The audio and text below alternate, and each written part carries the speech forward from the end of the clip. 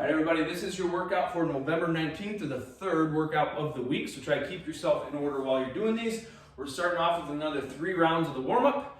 And we got four different movements that we're going to be doing for this warm-up. So we're going to start off with some skater hops, move to some floor to ceilings, finish with some snap-ups and some cat-to-cow. So a good variation of just getting yourself moving, and also some mobility exercises to keep ourselves nice and stretchy and flexy, especially if you did these workouts earlier in the week. So we're going to start off with some skater hops. Goal with skater hops is to be pushing off, right, the leg that is loaded. So I'm going to start off here. I'm going to jump to my right. I'm going to push off with my left leg, okay? My goal is to get nice and long and nice and wide, if you want to think about it while I'm doing these. Quite the variation I can do, right? I can stay a little bit more straight-legged and hop this way, land on 2 feet, hop this way and land on 2 feet. I can simply step side to side. So instead of hops, I'm doing more skater steps. Kind of do what's in your best of your ability when it comes to those. Floor to ceilings, think about touching your toes, keeping those legs as straight as you can, right? So I may unlock my knees just a touch.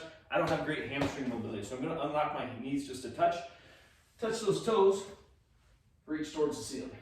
Touch those toes, reach towards the ceiling. Hamstrings, glutes, lower back, stretching all that out from a lot of the work that we did earlier in this week. Then we're going to move into the snap-ups. We did these for burpees the other day, but what you're going to do is start in that high plank position. You're going to stay in that high plank position, okay? So I'm going to snap my hips nice and high and snap back. I could also step nice and high and step back, okay?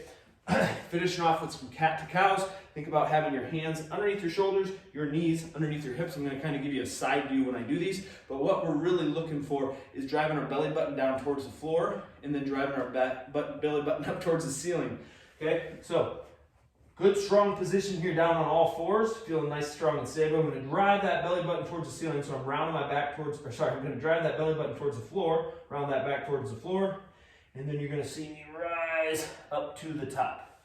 Right, here is my cow, and here is my cat. So 15 of those before you move into the workout today. The workout today is going to be a benchmark workout, and what that means is this is something that we're going to repeat a few times while we kind of work through this progression of this 12-week, especially of the Thrive Challenge. So what I want you to think about, tackling this hard, really working, try to cut those rest breaks down as much as you can, but try not to cut any corners on any of the movements because you're going to be racing against yourself kind of later in this challenge as we repeat it. So 30 air squats, 20 walking lunges, 40 sit-ups, 20 lunges, 30 air squats. So it's basically 3 movements. Think about working up the ladder and then coming back down. So we're starting off with 30 air squats. Really focus on getting as low as depth as you can. Goal would be getting the hips below the knees, standing up, squeezing your butt at the top. Think about that being a lot of glutes and a lot of core while you're working through those. 30 of those, let's keep the consistent quality throughout the 30. Then we're moving on to some walking lunges. So hopefully you have some space, either in your house or basement, outside, although it is November in South Dakota or wherever you're living, but 20 walking lunges, okay? So back knee, trying to get that back knee down towards the floor, and I'm gonna actually walk around while I'm doing these. Each leg is 1 rep, right? So right, left, that would be 2 reps. You could walk in a circle, you could walk in a straight line, whatever it is. Then we're moving on to 40 sit-ups. This is kind of where everybody's gonna vary a little bit. Grab a pad, grab a pillow, whatever you need. I happen to have these handy ab mats here. If you want to use something like this, grab a pillow, like I said, grab a blanket, put it underneath the lower part of your back. And our goal here is to sit all the way up. So we're going to start with our shoulders on the floor, and we're going to end with our shoulders in front of our hips. Okay, so feet are flat on the floor in the front. My shoulders touch the floor in the back. I try to get my shoulders in front of my hips in the front. Go ahead and use those arms for a little bit of momentum if you want to.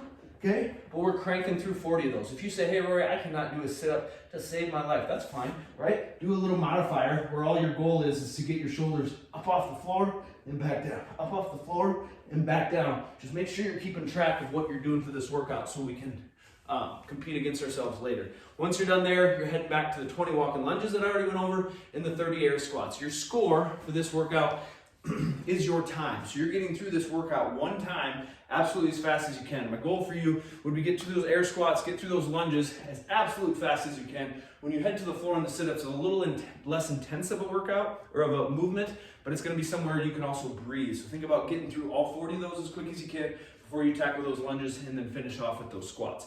We do have a finisher for today. It's just kind of finishing off the week with a little bit of mobility. All right, so Spider-Man lunge. Maybe a ton of us can't do these, but it's great for our hips, it's great for our glutes, and it's just great for overall mobility of the lower half of our body. So what we're gonna do is we're gonna go down into a lunge position. So my right foot and knee is back, my left foot is flat on the floor, and my goal, right, we're just gonna do 10 on one side, 10 on the other. You're not timing yourself, you're doing this for quality. My goal is to touch my left elbow to my left ankle here. So I'm gonna just reach down and touch, and then I'm gonna stand up. I'm gonna reach down and touch, and then I'm gonna stand up. If you can do 10 on one side and then flip over here and do 10 on the other, great. If you need to do 5 and 5, that's great too. I'm just gonna demonstrate what it looks like kind of from the front side because you may be able to see it together, right? So I'm gonna aim my right elbow towards that right ankle. Stand up. You can pause down here for a little bit if you want to. If this feels really good, you can open up that chest to the knee, bring it back down, and stand up. But really, get through the workout, take 2 or 3 minutes, and then finish with these lunges, right? So start with the warm-up, hit that workout hard, and hit that finisher.